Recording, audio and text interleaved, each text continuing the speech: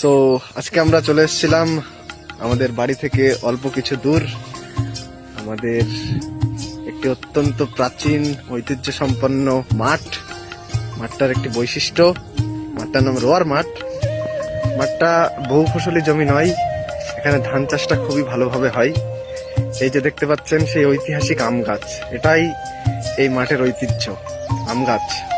ছোটবেলা থেকে দেখে আসছি আম গাছটা, খুব একটা মাঠ ঘাটে আসা হয় না। এইখানে জমি জায়গা রয়েছে আমাদের, এই যে তো এই যে সেই আম গাছ।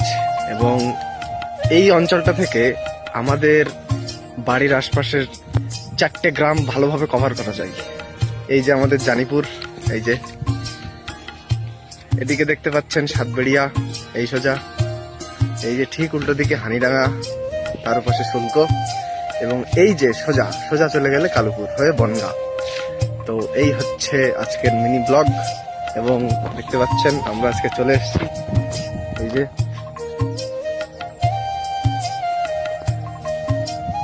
বাই।